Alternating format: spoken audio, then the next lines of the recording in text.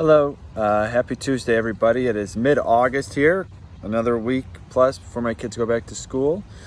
So we're trying to check off the whole summer bucket list. I hope everybody's had a good summer. This week I want to talk about something that's been bothering me a little bit at juvenile court. I don't know if I've ever discussed this, but I'm a guardian ad litem, which is somebody that's appointed by the court to represent the best interest of a child, whether that be a situation where the county has identified problems with the parents, taking them out of the household, or whether it's two parents who have a disagreement about the parenting or the custody plan, and so oftentimes the court will appoint somebody, usually an attorney, to look into the matter and report back to the court basically what's in the best interest of the children. And what bothers me about it is a lot of the attorneys who also do it kind of they lack the ability. How's a nice way to word this? They don't have any context about how anybody else was ever raised, or maybe the way they were raised is not the way that everybody's lucky enough to be raised.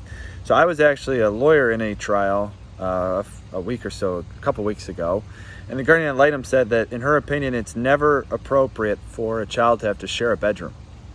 And this is like personally offensive to me, because I currently have two children sharing a bedroom, and when the fourth is born they're going to be in a bassinet in our bedroom. And I grew up, both of my parents were teachers. Well, my mom was a stay-at-home mom at first, and while I always had my own bedroom, my sisters didn't. And does that mean that there wasn't enough love in our household and people weren't cared for properly? But I don't think that's really what she meant. I think she just doesn't have the ability to understand that sometimes, as I once heard a judge said, sometimes there could be more love in a one-bedroom apartment than in a mansion. So the questions that I look at as a guardian ad litem is not, do these people have the nicest house or the newest clothes?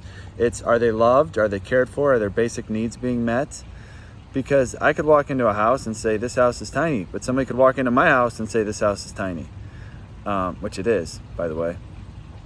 But that's not really the question I think we should be asking as guardian ad litems. I think you need to set aside your notions of economic well-being, because the reality of it is we can't all have our own bedroom.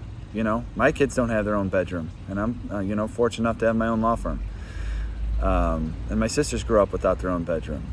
And so I wish that the guardian ad litems out there would try to do a better job of setting aside their own preconceived notions about what